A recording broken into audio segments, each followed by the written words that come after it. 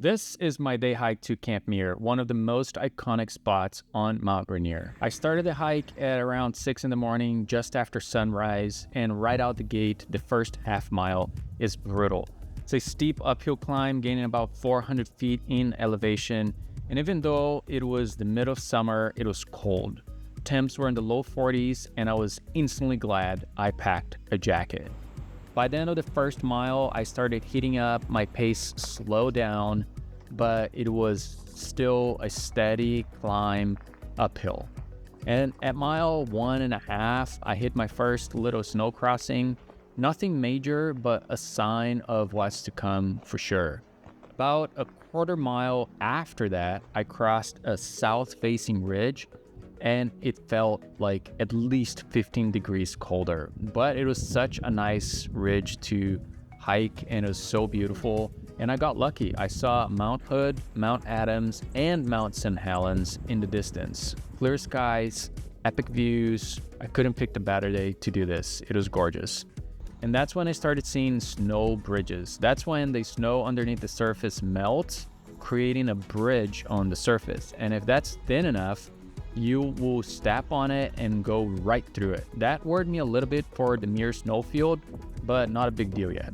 At mile 2, I stopped at Panorama Point for water and a snack, and I thought about breaking out the hiking poles, but the trail still looked manageable after that. About a quarter mile after Panorama Point, there's a split in the trail. I stayed left, and that's where most people turn around. But if you're heading to Muir, follow the signs toward Pebble Creek.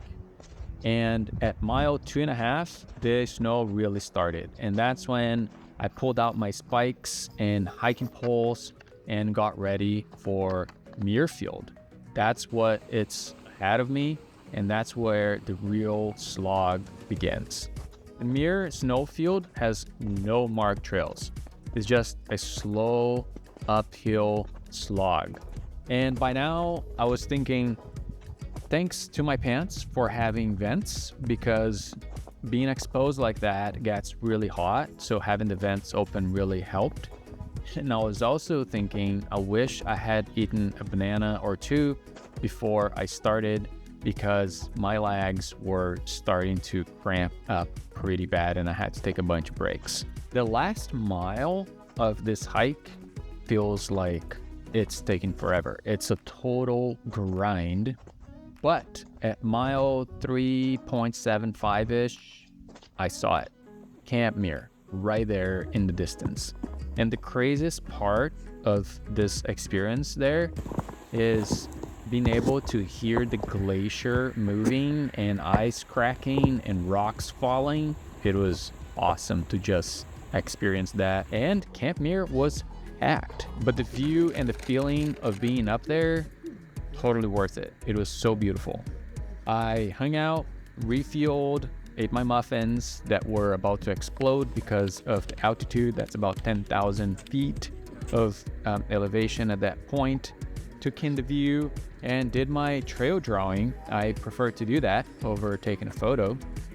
And then it was time to come down. The glissade down was so much fun and also a huge time saver. Just sit down, find a track and slide. Have some sort of brakes. I had my ice X and just go for it. It was so much fun and saved so much time. Also, just above Panorama Point on the way back, there were crowds everywhere. The crowds definitely rolled in at this point. I mean, it was a beautiful day. It was the weekend and people wanted to get out there in the mountains and experience. And Paradise was completely packed by the time I got back to the parking lot. I'm back at the car, and overall, this is a really nice hike. After mile 2.5-ish, all the crowds basically disappear, and it's only people who are going to camp there or ski down, or they're just going for a day hike. But it's a very strenuous hike. So after mile 2.5, the crowds die down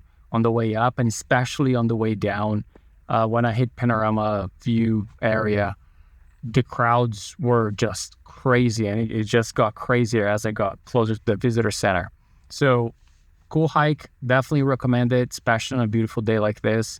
And if you want to check out other hikes, make sure you check out this video that's popping up here. That's a pretty good one.